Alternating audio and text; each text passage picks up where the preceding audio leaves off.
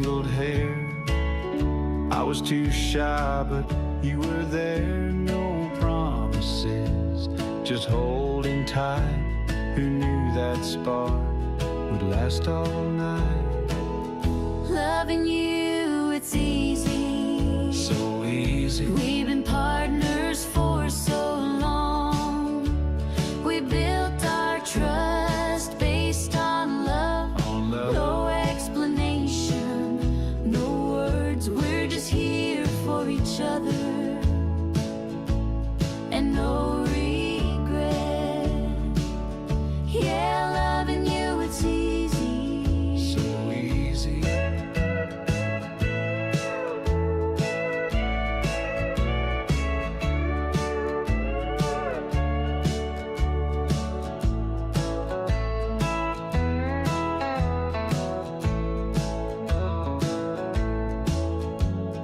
Years rolled on like a rolling train. We had storms and we had rain. Racing kids built a home, but we never walked alone. Now we're slow, but we still sway. In the kitchen at the end of day. One last dance in the fading light. Two old hearts still holding tight. Loving you, it's easy. So easy. We've been partners for so long. We built our trust based on love. No explanation, no words. We're just here for each other, and no regret. Yeah, loving you, it's easy. So easy. Yes, loving you, it's easy. Even now, in the end.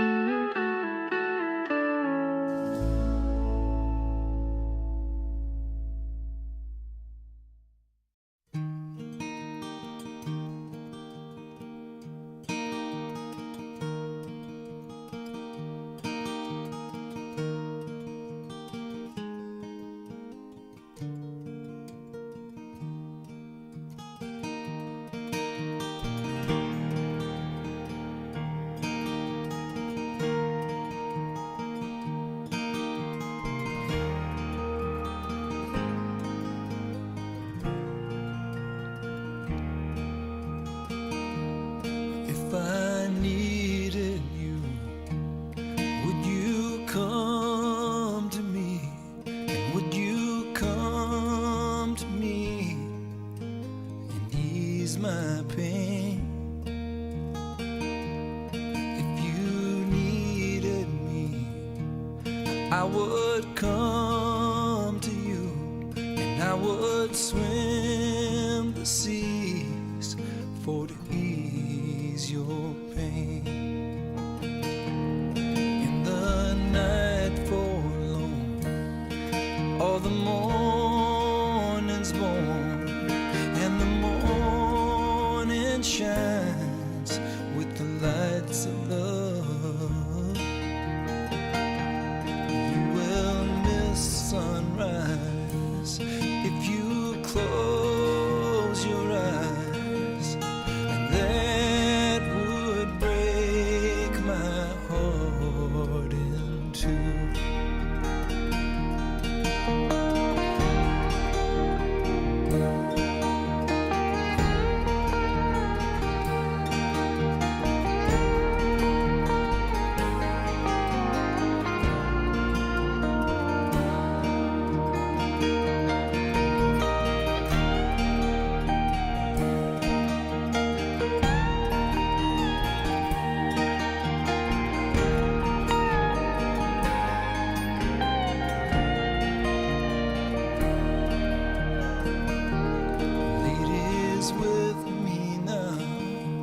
Since I showed her how to lay her lily hand in mine, Luke and Lil agree She's a sight to see, a treasure for the poor to find. And if I needed you, would you come to me? Would you come to me and ease my pain?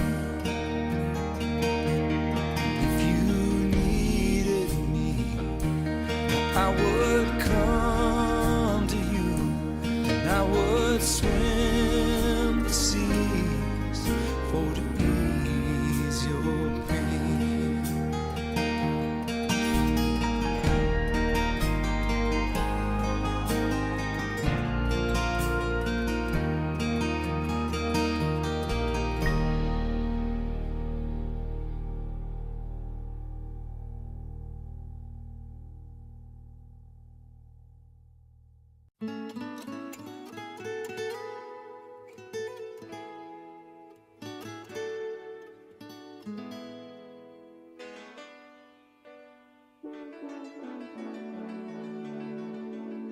Chiquitita, tell me what's wrong.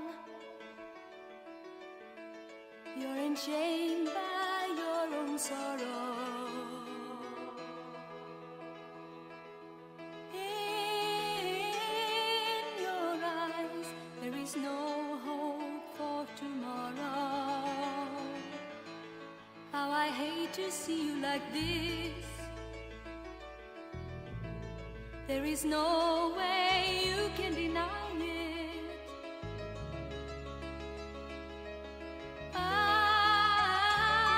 can see that you're all so sad, so quiet. Chiquitita, tell me the truth.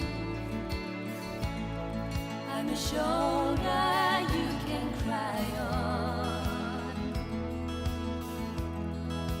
Your best friend, I'm the one you must rely on. You were always sure of yourself. Now I see you broken and feathered. I hope we can patch it up together. Chiquitita, you and I know how the heartaches come and they go, and the stars they're leaving.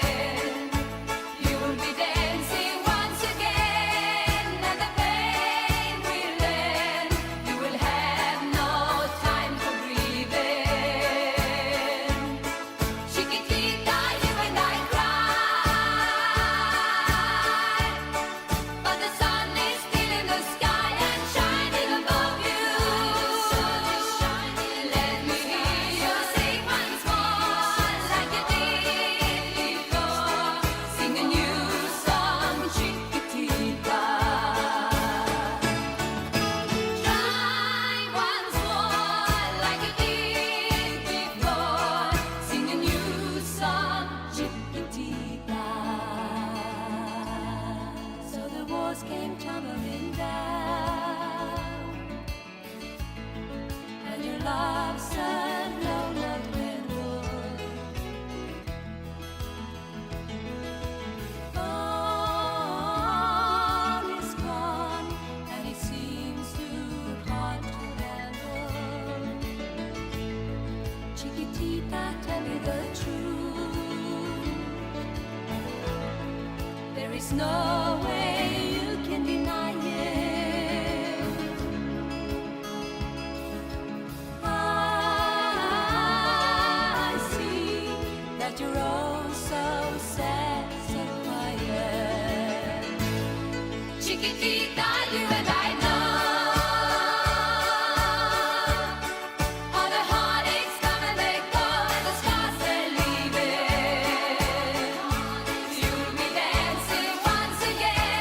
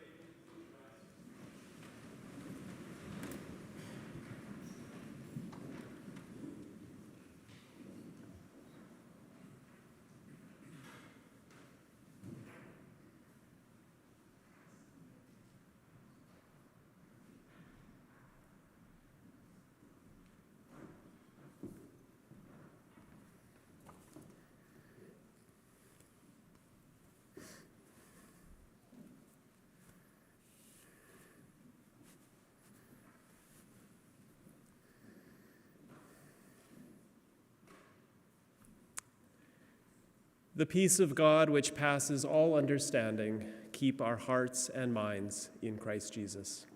Amen. Please be seated.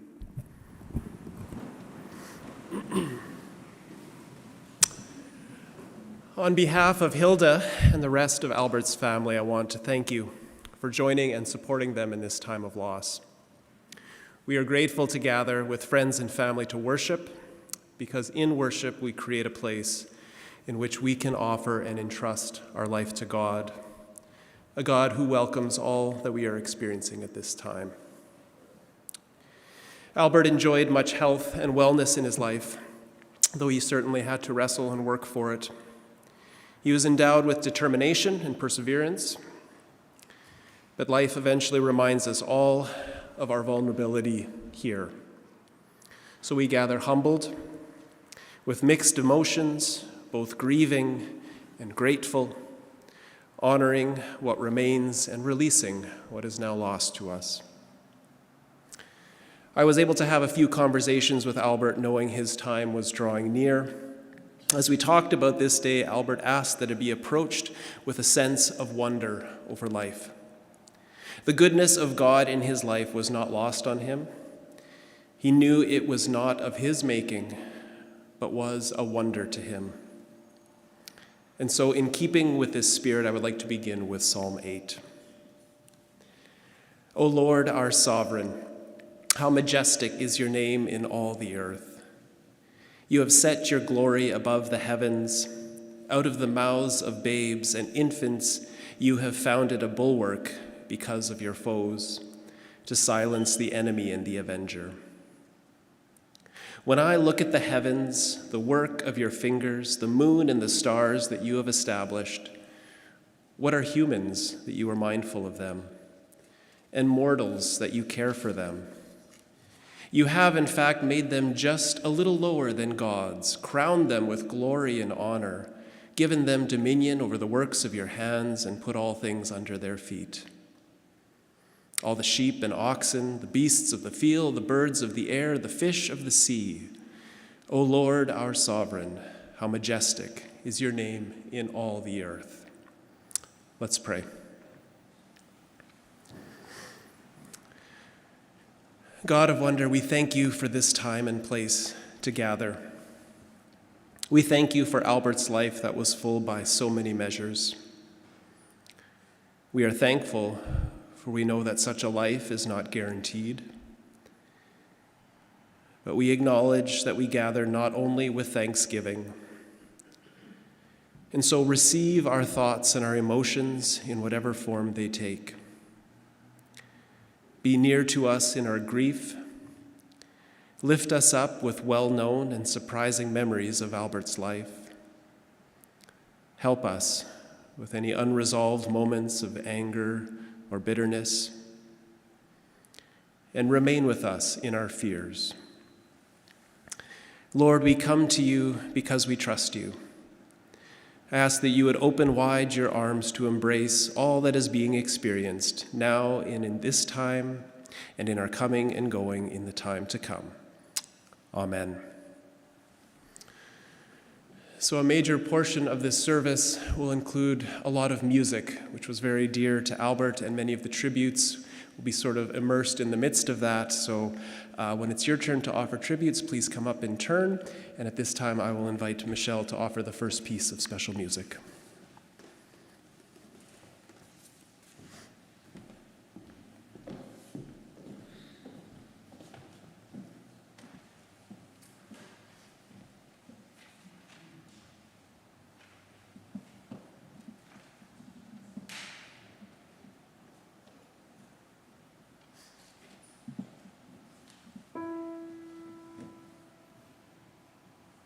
To the river I am going, bringing sins I cannot bear. Come and cleanse me, come forgive me. Lord, I need to meet you there. In these these waters, healing mercy flows with freedom from despair. I am going to that river, Lord, I need to meet you there. Precious Jesus, I am ready to surrender every care. Take my hand now, lead me closer. Lord, I need to meet you there. Come and join us in the river. Come find life beyond compare. He is calling, he is waiting. Jesus longs to meet you there. Precious Jesus, I am ready to surrender every care. Take my hand now, lead me closer. Lord, I need to meet you there. Take my hand now, lead me closer. Lord, I need to meet you there.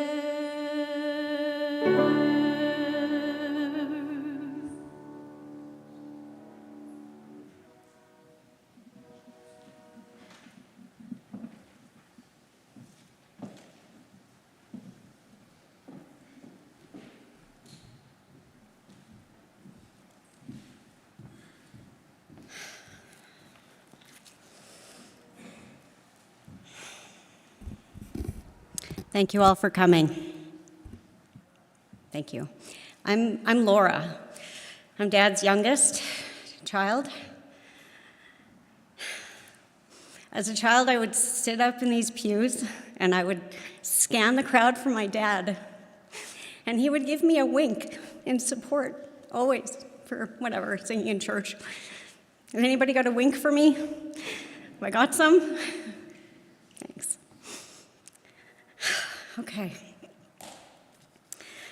Dad was a wordsmith of sorts. He loved language, he loved writing, and he loved books. My earliest memories of him are me sitting on his lap, and he's reading to me, probably from a 1970s encyclopedia. Dad loved to read. He loved to collect books. He loved to trade books with his friends. He loved the writings of history. He contemplated words and their meanings. He also loved to write, and he kept careful records of our family tree. He used to write poetry, leaving random limericks to family members under his pen name, Trebla Sweat, which is Albert Toews spelled backwards. He wrote meaningful letters to us kids, acknowledging accomplishments at important milestones in our lives. He also wrote letters and encouraged us to write letters. Letters to the MLA, letters to the editor, just letters. He stomped out the letters, "I heart Hilda," in the snow with his boots. Dad was a man of words. He used them to teach, he used them to learn, he used them to influence, and he used them to entertain us. And he always knew just what to say. I bet there's many of you sitting here today thinking of something that he said to you that stuck. So luckily, I have a lot of these memories, and I'm going to share with you a few words from my dad that will stick with me. Tenacity. That's the first word Dad explained to me when I was young, when he was trying to get me to skate a little harder, go after the ring while coaching me in ringette. He believed in hard work, and this was an important value that he showed us in everything that he did. I also learned that on the track in the basement of Sargent Park, where Dad showed me the discipline and sweat that it takes to run a marathon. Dad was always putting in the work, whether it be for our family, his hobbies, or his career. I remember as a child many nights that Dad would go back to the office, putting in hours to build up his career, provide for our family. In more recent times, his hard work in regaining his independence walking after a lower limb amputation was unbelievable and so inspiring. Dad believed in aiming high and that hard work was an essential ingredient in pursuing happiness. While my dad was not known for his talent in penmanship or spelling, he did love to write, and he had a great imagination. He wrote pieces like The Legend of the Walking Stick, just for fun. He also recently gave me a book that he began writing about his life. In reading these memories, stories of his mother's death at the age of 7, causing trouble with his brother Gerald, growing up poor, getting expelled, bad luck, good luck, falling in love, new friendships, success, cancer.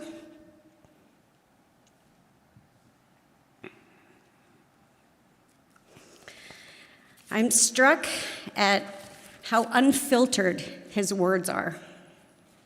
The realness made it really clear that he left us this book with great intention. And in Dad's book, I'm reminded how he lived his life with honesty, whatever that may be. Dad never sugarcoated or danced around difficult subjects, even death. Dad was honest and straightforward. Dad applied this honest approach to his business ethics, to his personal relationships, and also in sport. He was a big believer in fair play. A core memory for me was when a father-son hockey tournament one weekend offended Dad's sense of fairness. And before I knew it, us girls, we were lacing up our skates to play in that game. I also remember one CIBC Run for the Cure where Vicky, Dad, and I ran 5K together the whole way. And as we neared the finish line, Dad grasped mine and Vicky's hands so tightly that we could only cross the finish at the exact same time. There was no cheating around Dad. And while he believed in leveling the playing field, you had to win on your own merit. And it wasn't going to be easy, but Dad would make it fair. Dad would often say to us, "Remember, you're a Toews." And with that, he expected us to act with fairness, honesty, and hard work. He told us in his words and stories and showed us in his actions in his life the way to do it. He was an extraordinary person. He was an excellent father. And I will carry his words with me always. Thank you.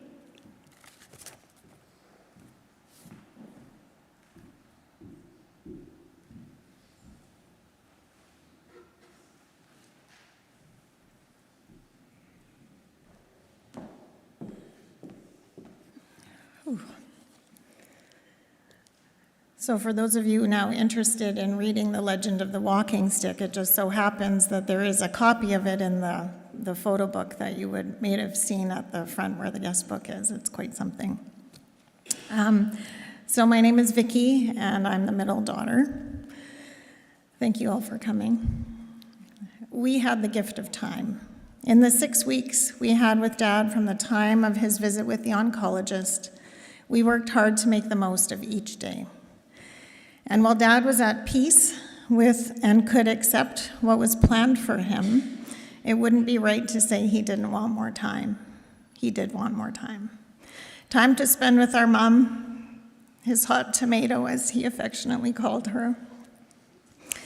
See the opening season of the Jets with Jonathan Toews in the lineup. Greet another Meals on Wheels client with a cheerful "Meals on Wheels here." Have another coffee date or pool game with the grandkids. On June 23rd, he delivered his last meal.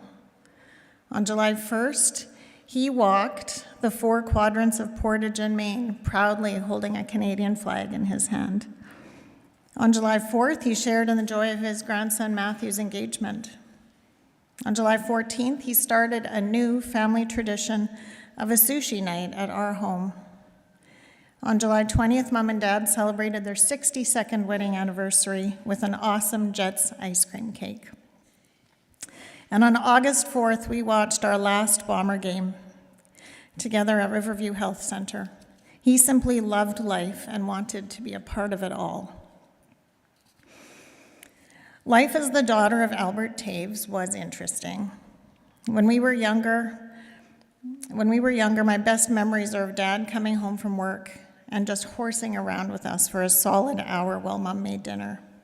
On Saturdays, going cross-country skiing in Woodhaven Park, or to Susie Q's for a burger, or him driving me to high school in the old Ford truck he named Tonto, and taking me along to inspect the job site of a new home he was building. He had a goofy side that I loved.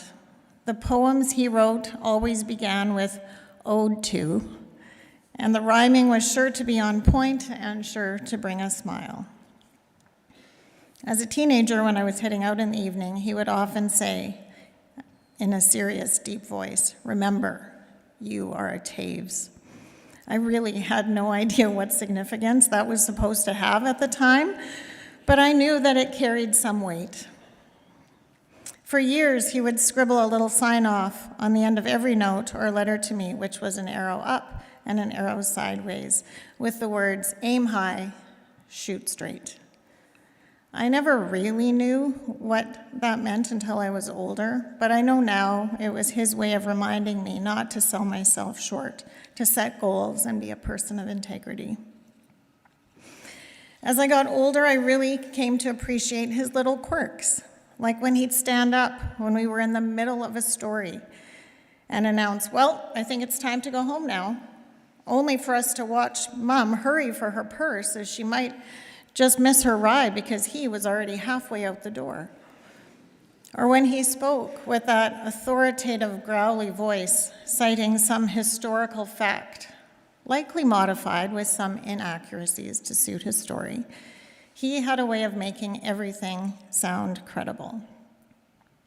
Or when he found a song that he loved and just listened to it over and over and over for hours on end.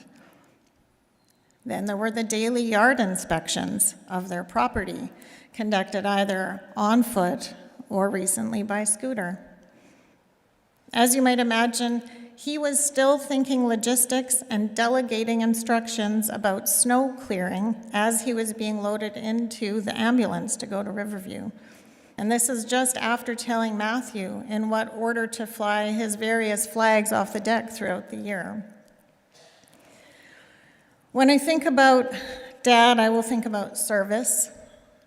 He was always happy to be of service to others, whether it was driving his grandkids somewhere, or sitting on church council, or ushering, or in community, marshalling at running races even up until this last fall.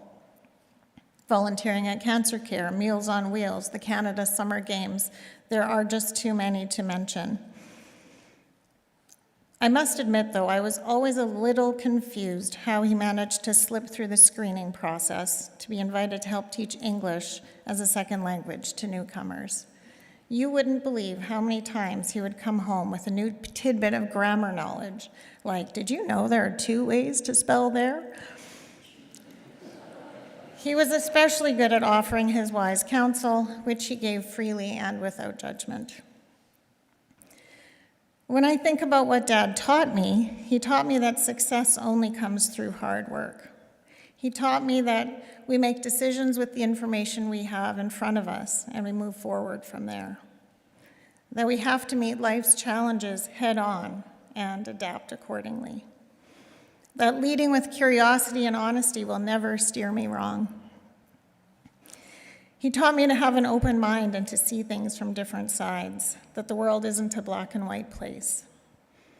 That sometimes the smallest actions we take can have the biggest impact on the lives of others. What I will miss most is the feeling of safety he always brought with him. He never wavered. He was always there in the good times to celebrate any kind of achievement or milestone, and also for the hard times. He was a calm and steady hand that simply showed up for all of us in different ways when we needed him the most.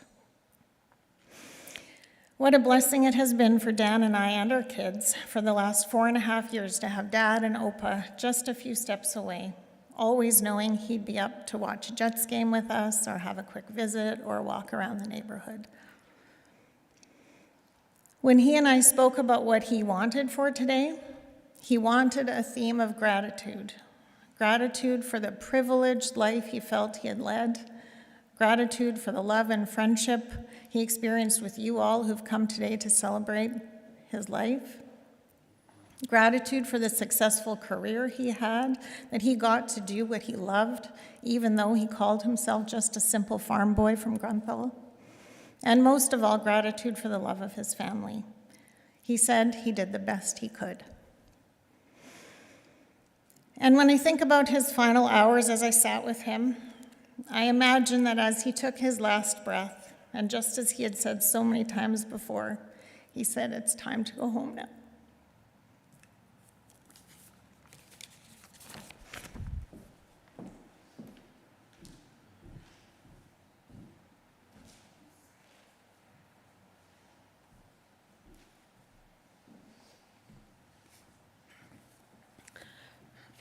Good morning. My name's Karen, and I am the eldest daughter. I'd like to share some stories that demonstrate my dad's character and some of the ways he impacted my life. Raising 3 girls must have been an adventure for him. When I was younger, there were several things that Dad and I disagreed on. They included piano lessons, church choir, German school on Saturday mornings, not wearing jeans to school until grade 7, curfews, particularly challenging, and a few of you are here that know about that. Not wearing black, which was only for mourning. Swearing, which was for people with a limited vocabulary. And marrying a man from our church. Based on that list, you can tell that Dad was a man who valued his faith and traditions, while also wanting to pass along his culture and beliefs to me. Luckily, I eventually learned to be on time. Dad and Mom were always very generous with their daughters and son-in-laws, as well as the grandchildren.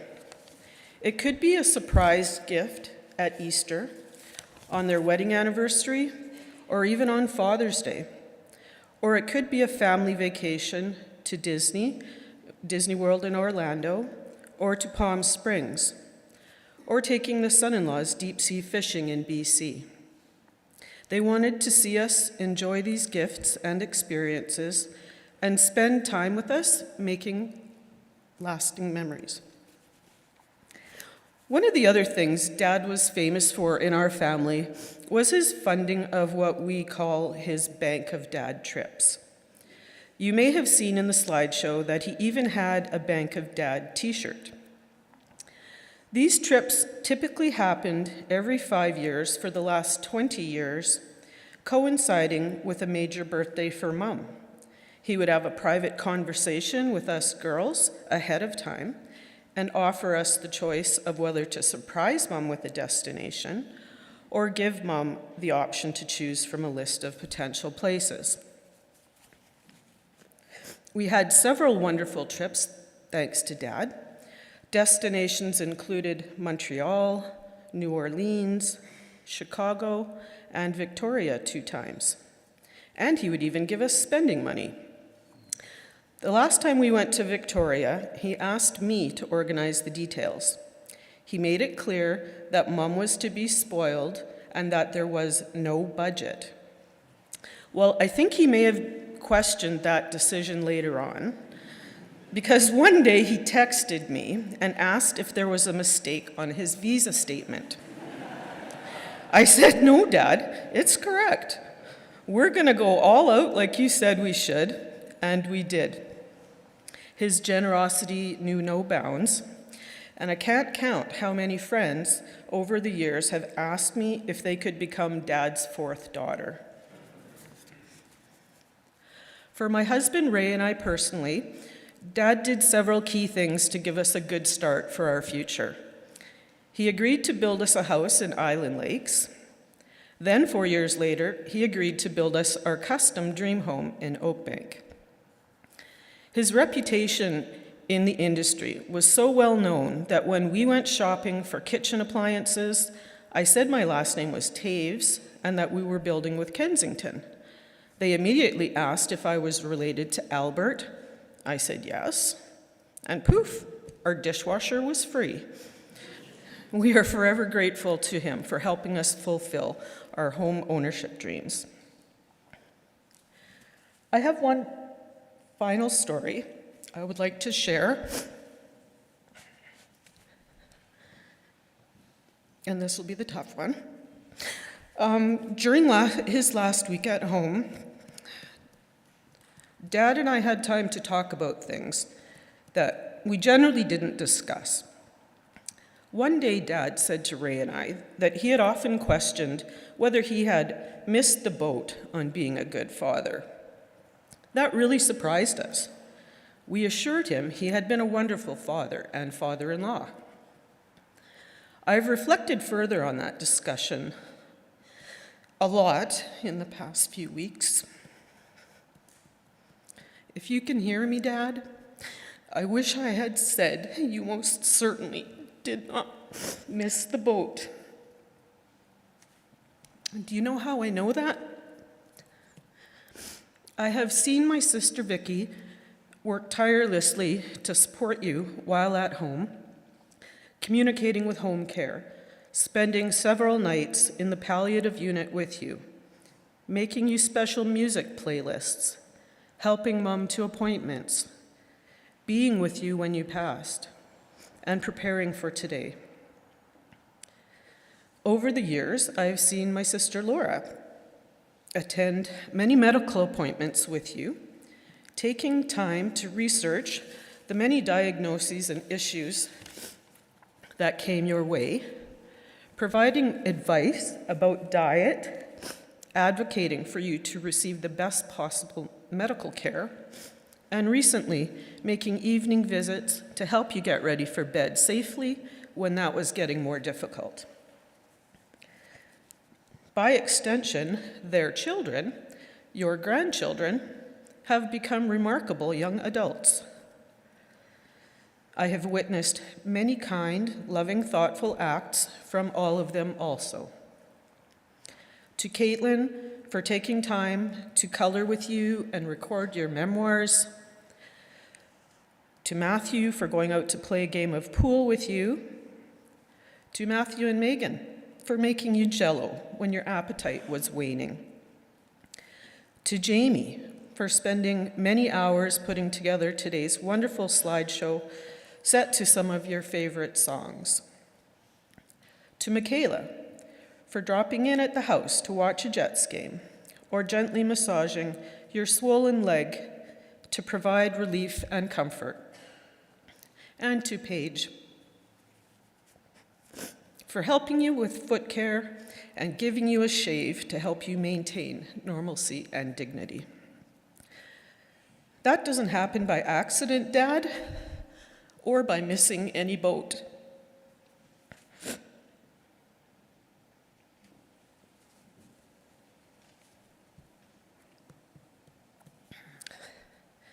It's a legacy cultivated by a loving, caring man who put so much into his family that giving back to you, especially in your recent challenging times, came natural to the whole family.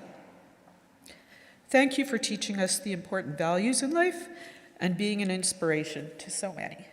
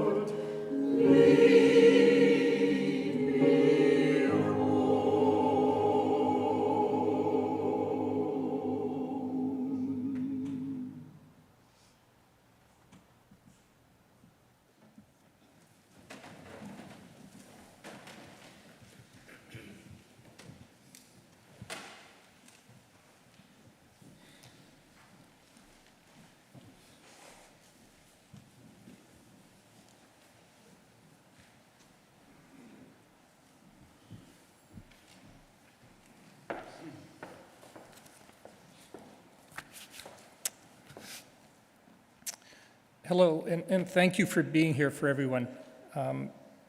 The tributes to Albert today have been delivered and will be delivered with emotion.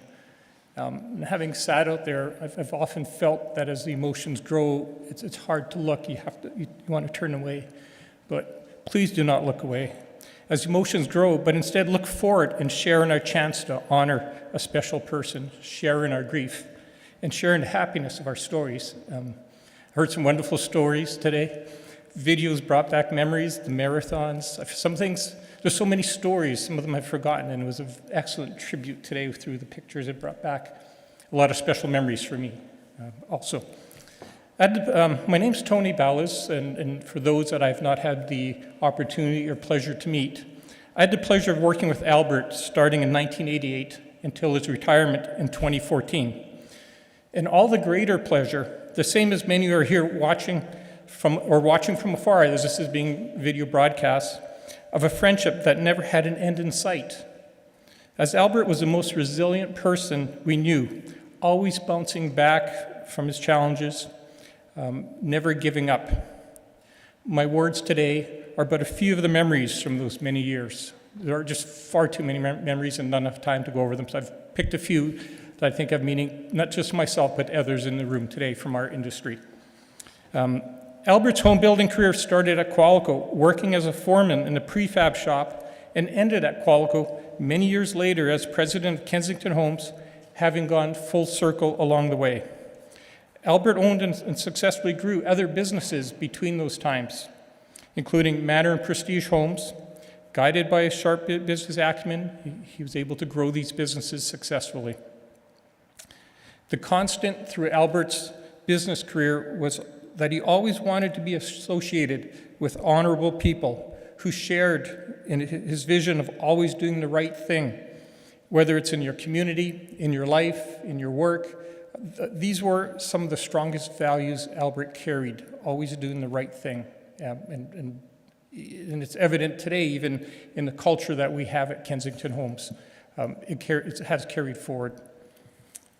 Many of my best memories come not just from working with Albert, but our daily sit-downs, usually starting around 4:30. They started at 4:30 because Albert didn't want to head home any earlier because the traffic would keep him into a 1-hour drive from Transcona to St. James where their home was. So he said we should always have our sit-downs at the end of the day because it was a good time. No one else would be around, it'd be just between him and I, and he didn't have to deal with traffic, so he had his own agenda, as always. I noticed today, Hilda, Albert got his way. I see there's one rose sitting in front here. On Sunday when we met with Hilda, she's saying Albert only wanted one rose today, and Hilda said that wasn't going to happen. There are a few other roses around, but there is the one red rose. And the other thing that had to happen was a tie. Albert was always sharply dressed when he came to work, and he would never forgive me if I didn't wear a tie today. So as much as it's fashionable not to, wearing ties today are very fashionable in Albert's eyes. So back to our 4:30 sit-downs. Be a recap of our business operations along with what was ahead for us, which led to varying discussions and topics about our industry or current news. Typically, the conversation would then turn to family happenings, friends, travel, or other topics of interest, whether to Albert or myself. Often our meetings would last until 6 p.m., time flying by, having gone unnoticed. It was just, and during these times, and during these conversations, I always found there were precious gems that could be found in the way of history lessons, sharing of experiences, sound advice. If you listened, they were there. But you had to be there. You had to spend that time. Others would also come to learn, if you had the time, Albert was always ready to share his stories, almost all of which had something meaningful for the listener. You had to be there. You had to listen. And there was always an undercurrent. He never told you what it was, but you had to search it out.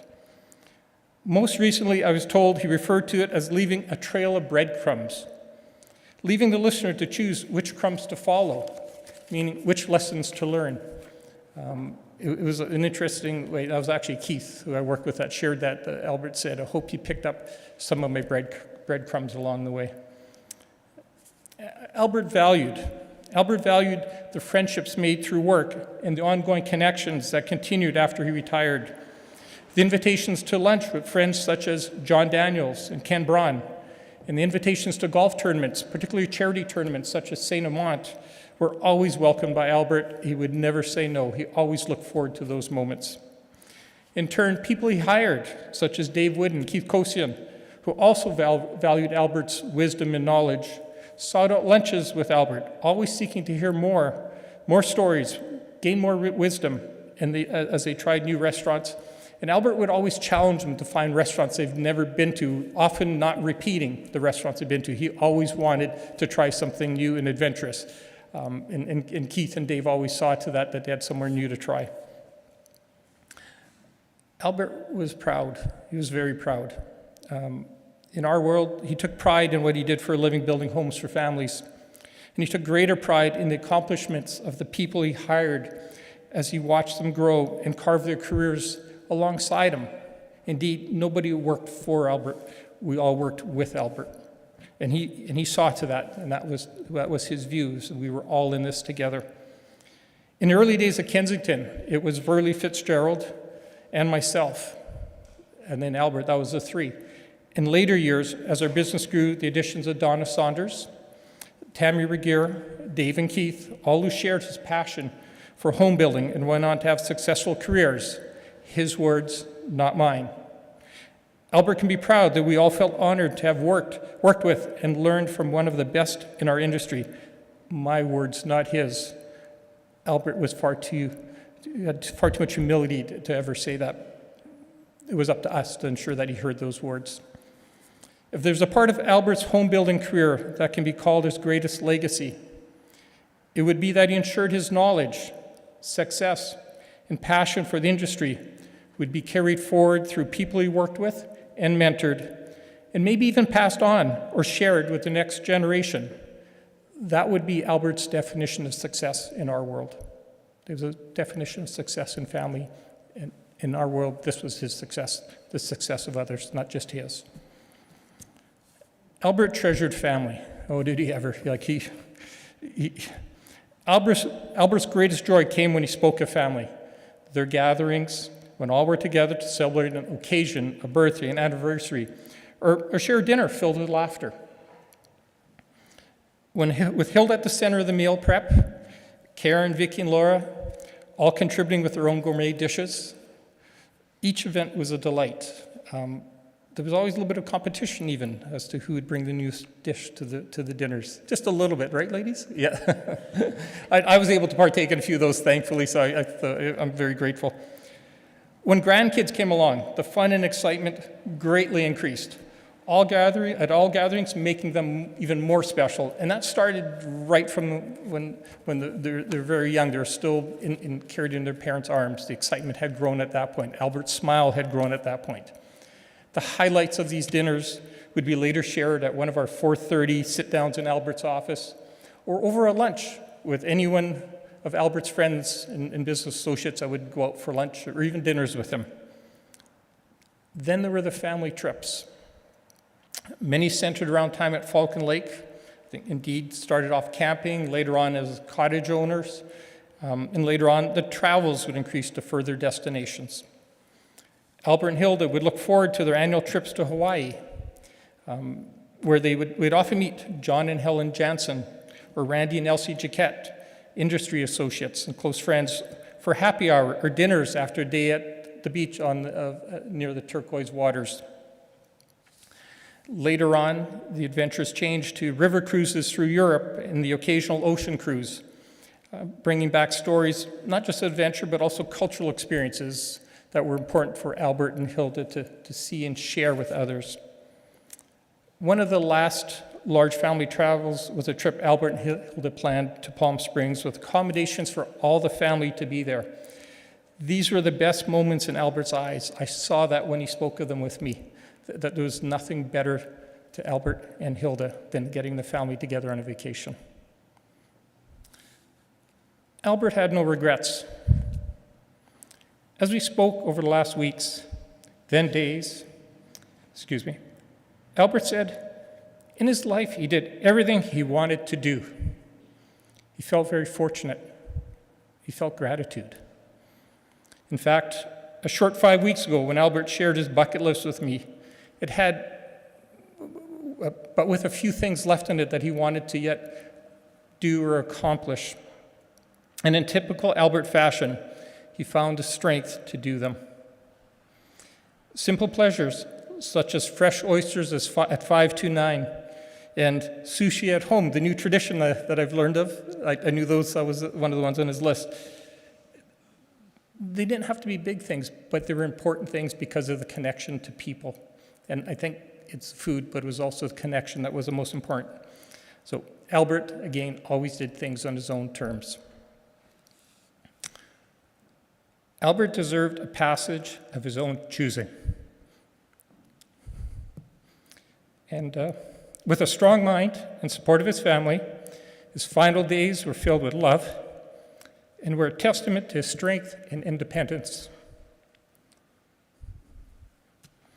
As we held hands and talked a few days before his passing, he suggested we have a pact. If there's a place on the other side, we should look for each other, to which I agreed. Great joy is accompanied by great pain. Even greater joy brings greater pain. Albert brought the greatest joy to many in his presence. Thank you, Albert. And thank you to the family for giving me the opportunity to speak and honor my friend, my business partner, and someone I also considered a second father. Thank you.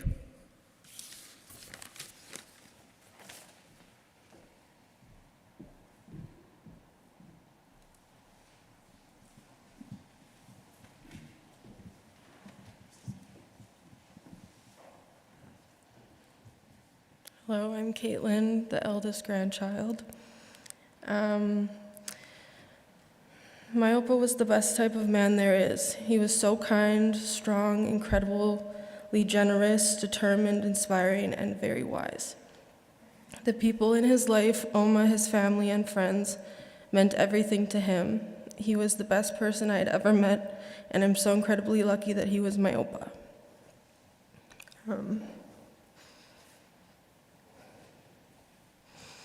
I knew from a very young age that he was special to me.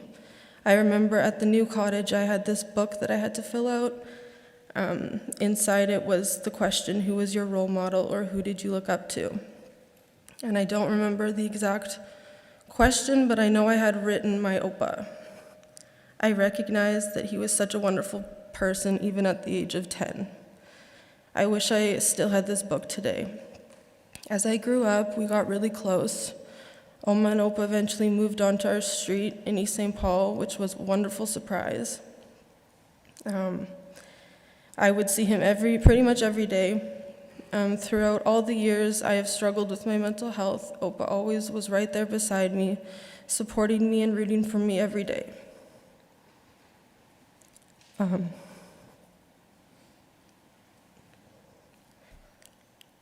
Every chance he got, he told me he was proud of me.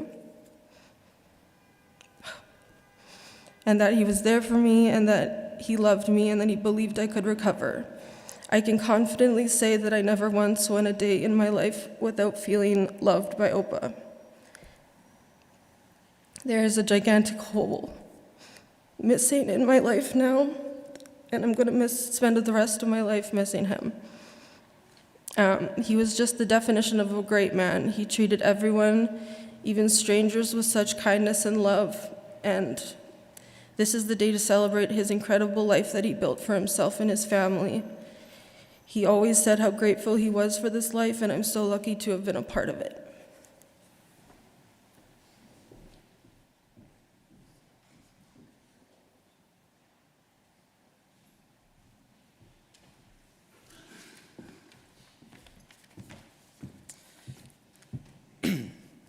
Good morning. I'm Matthew, Opa's grandson. One of Opa's favorite phrases that he repeated all the time was that he's had a charmed life. He would talk about how unbelievable it was to look back on his life and all that has changed, just from being a farm boy from Grunthal to where he was today and the career that he had. And he liked to ask me if I thought there would be as much change in my life as there was in his, and what that would look like. That always seemed to spark quite an interesting conversation. His perspectives and mindset towards life was so grounding.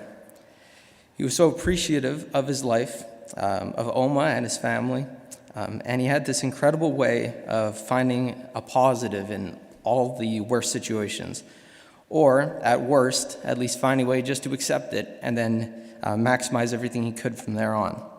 And that was so inspiring for me to be able to see ever since I was a kid. Ope and I had many discussions from everything from life to politics and sports, and as much as we agreed about most things, we had our fair share of disagreements. And I will always remember after, if we were disagreeing, after a long 30-minute conversation, he would end it off with, "Well, Maddie, this isn't the first time we've disagreed, and that's all right." In hindsight, many of those times he was right and I was absolutely wrong. But he and I both always loved to have these talks, even though we both knew right from the start that we probably weren't going to agree on some of these. So many times he would talk about the difference in relationship he had with me and all of his grandkids, and with him and Oma. And I was so different from that with his grandparents, as we loved to hang out, talk, laugh, and debate together.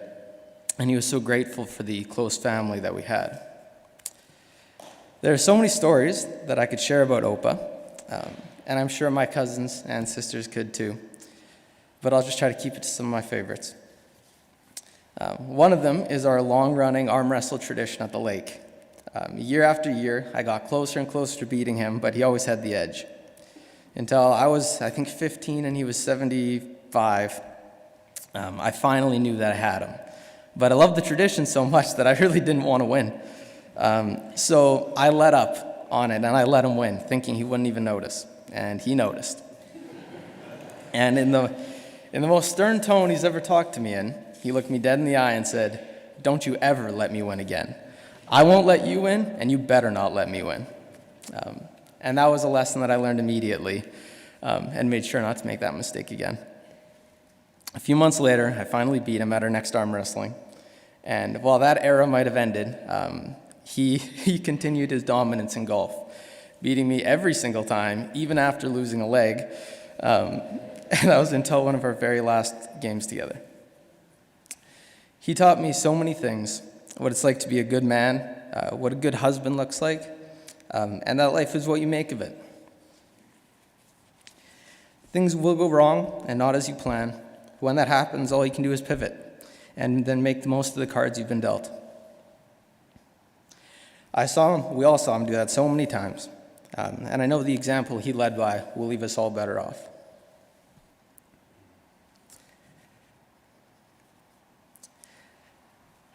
The day after Opa passed, I was talking to my mom about how lucky I felt to have known, loved, and spent so many years with such an amazing example of what a man can be.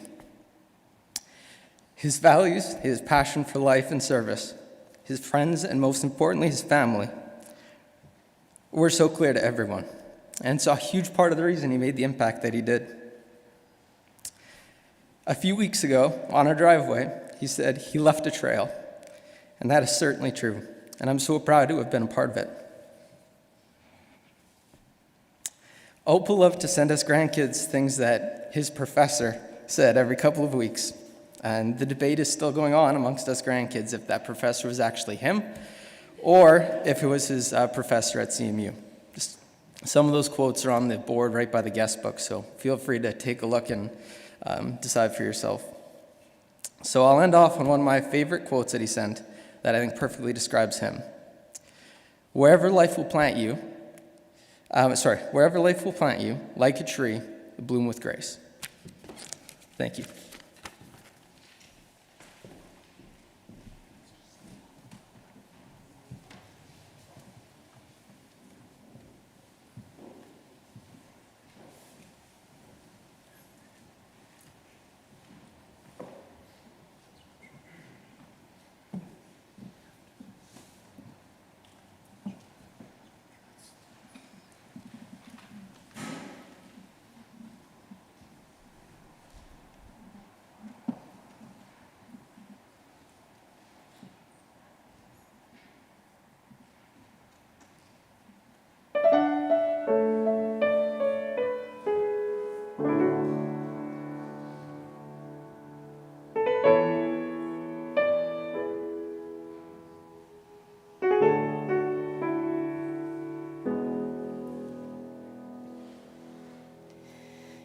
I only had 2 words left to say to you, with my last breath I'd confess the truth to you. You never left my side, even when I fell behind. Thank you for the life you've given me. Thank you for sharing all your love and all your dreams. Thank you for every tear of happiness I cried. Thank you for being right beside me here tonight.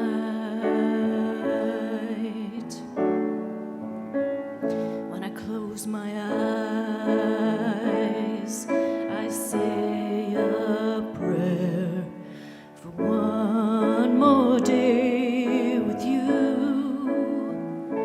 And when I wake,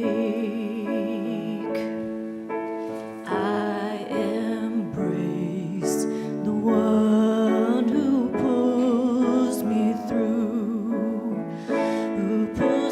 through the storm, even when I can't go on. Thank you for the life you've given me. Thank you for sharing all your love and all your dreams. Thank you for every tear of happiness I cried. Thank you for being right beside me here tonight. You never let me down. It's like you don't know how. Thank you for the life you've given me. Thank you for sharing all your love and all your dreams. Thank you. Thank you.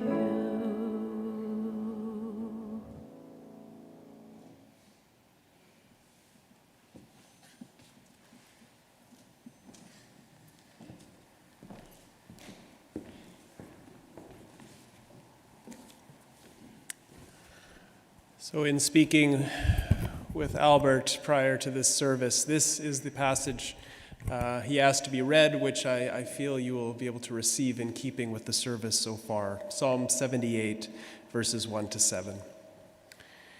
Listen, O my people, to my teaching. Incline your ears to the words of my mouth, and I will open my mouth in a parable.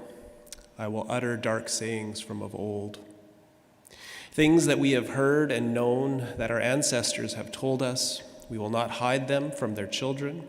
We will tell to the coming generation the glorious deeds of the Lord and his might and the wonders that he has done. He established a decree in Jacob, appointed a law in Israel, which he commanded our ancestors to teach their children.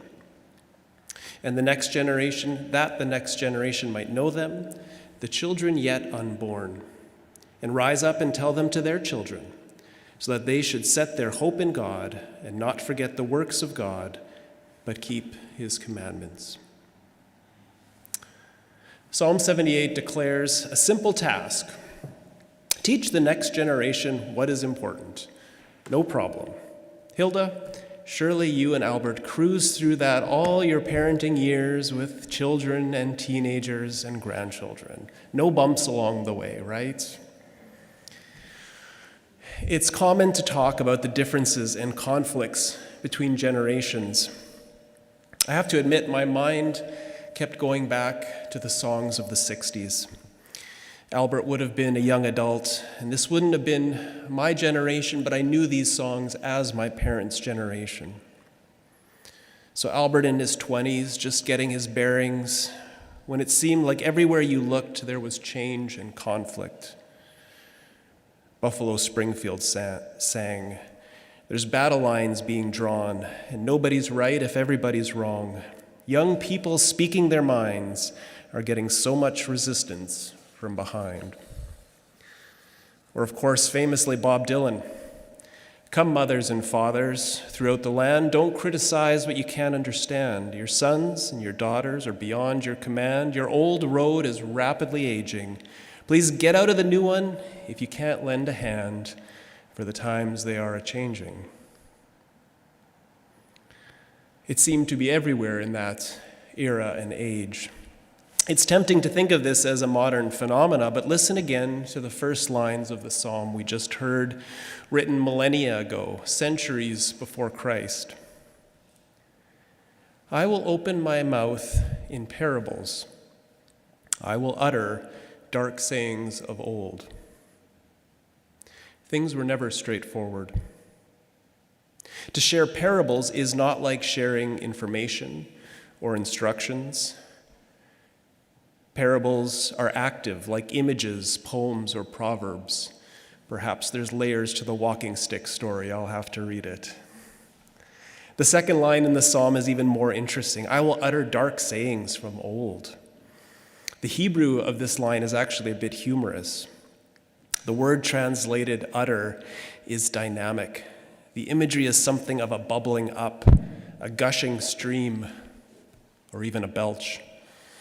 While that may seem a little crude, it's actually quite fitting for the Psalms. When the Psalms talk about meditating, it uses the imagery in the word for a cow chewing its cud, because there is something mysterious.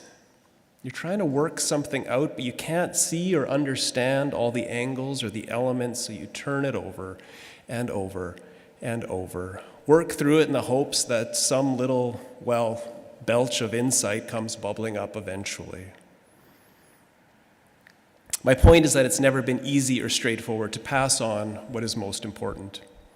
There is always some obstacle, some fog, some gap in trying to pass things on.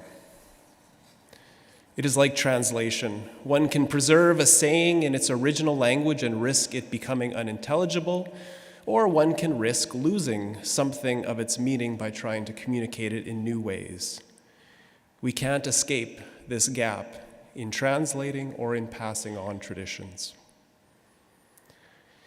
It was only in the last couple of years of talking with Albert that I saw to what extent he tried to bridge that gap, to navigate that fog of what it is to preserve and what it is to change in passing on what is most important. Rather than trying to simply defend or discard traditions, he wrestled with them. That's a hard place. It's a place of ambiguities, sometimes contradictions. It was evident that Albert was a hard worker, thorough, responsible. But I have to admit, I was quite impressed that he seemed to avoid a common trap in this area. Namely, he believed that then you have earned and therefore you deserve any success you have achieved. Rather, he said, I've had a charmed life. Paul tries to teach this to the Corinthians, saying, what do you have that you did not receive? And if you received it, why do you boast as if you did not receive it?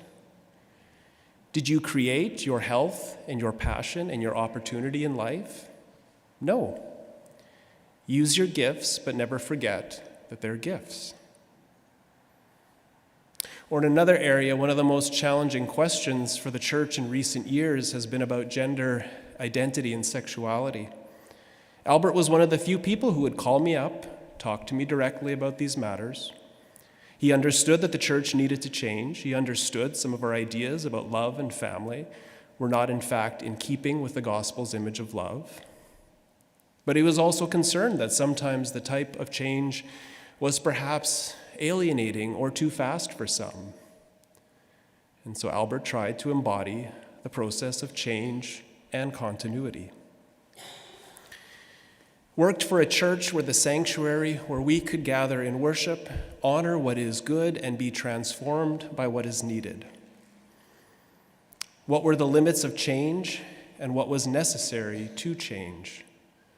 It's not always clear. So sometimes you need to chew on things for a time, let them digest, trust that we'll be surprised by a little insight when needed. Even the one congregational hymn that Albert chose that we'll sing at the end reflects this commitment. The tune is old and familiar, Hymn to Joy, which most of us know in the hymn, Joyful, joyful, we adore thee. But the words are new. Sing a new world into being. Join the ancient prophet's cry for a time of health and plenty when all tears have been wiped dry. When compassion flows like waters, pouring balm for all who grieve, sing a new world into being. Live the promise you believe. Music and art are another gift we have to hold the mystery of how we pass on what is good. Hilda shared that often Albert would go to his office for an hour or so and just listen to music. This is prayer and meditation, turning over challenges and mysteries, chewing on dark sayings, and trying to let life work itself out somehow. Even the psalmist says this in Psalm 49, I will solve my riddle to the music of the harp. I'll solve my riddle to the music of the harp. For music travels places within us and does work that is near miraculous, translates what remains foreign to our reason. I don't think Albert was perfect in these matters. I suspect sometimes his hand was too heavy and maybe other times too absent. This is part of losing a loved one. We have been intimate with them in their best and worst. But it seems he was paying attention to the right things when it comes to the basic question of how we pass on what is good. So you'll have to forgive me. I was thinking a lot of these songs from the 60s. And so I want to close with just a few lines from a song that kept coming back to me as I was preparing for this service. Crosby, Stills, Nash & Young's Teach Your Children is a powerful, I knew many of the lines in my head, but when I looked over the lyrics again, offers a powerful meditation of the psalmist's challenge of teaching next generations. What I love about this song is it doesn't try to minimize the mysteries, challenges, the gap that can exist between generations or between each other, but then it tries to let music hold them. First to the parents, teach your children well. Their father's hell did slowly go by. Feed them on your dreams. The one they pick is the one you'll know by. And then turning around. And you of tender years can't know the fears your elders grew by. Help them with your youth. They seek the truth before they can die.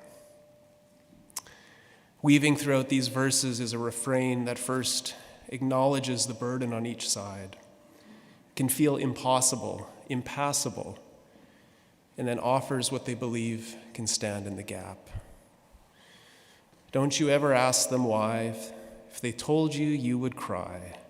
Just look at them and sigh and know they love you. There will be things Albert did not understand about you, and things you did not understand about Albert. Things that should have been done and things that should have been left undone. There's always something of a gap. And so now we face the greater gap of death, where we are still thrown back onto that refrain. As you mentioned, Caitlin, there is a hole, and that is real. So I'll close in a parable, a dark saying of old. There are gaps we cannot cross on our own, but there is a refrain that can be heard on either side, across generations, across death, for those with ears to hear, where life flows on in endless song, and love is Lord of heaven and earth. May you hear this song of love across any divide in this day and in the days to come. Amen.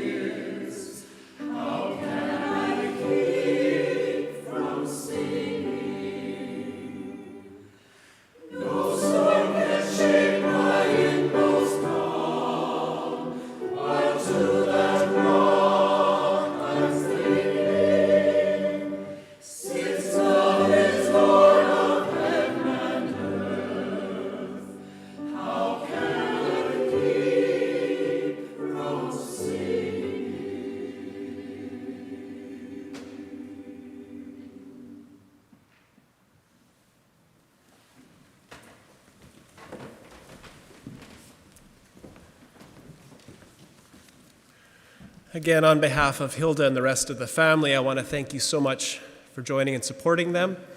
You are all welcome to a time of food and fellowship to connect with the family and each other in the basement. Just logistically, I would encourage you, once you go down, there is buffet lines. Please take some food. There's plenty of seating. There's also standing room, so we certainly want to make space for everybody to join us downstairs. I'll include a grace for the meal in my closing prayer, so grab your food and a seat, and there'll be lots of time to visit. In a moment, I'll ask you to rise for the closing prayer and benediction, and then afterwards to remain standing for the final hymn, as well as I exit the family out after the hymn. Let's stand together.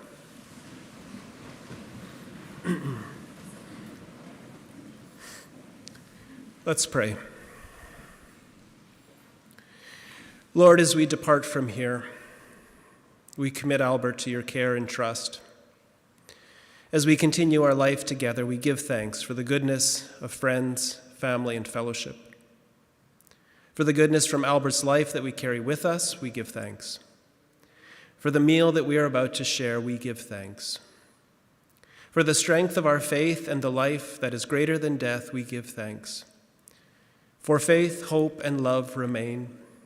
Send us, nourish us in these things as we go from here, praying the prayer that Jesus taught us. Our Father, who art in heaven, hallowed be thy name. Thy kingdom come, thy will be done on earth as it is in heaven. Give us this day our daily bread, and forgive us our trespasses, as we forgive those who trespass against us. And lead us not into temptation, but deliver us from evil. For thine is the kingdom, the power, and the glory, forever and ever. Amen. So please remain standing. We'll sing verses 2 and 4. Again, you will likely note the melody and just pay attention to the words. Verses 2 to 4.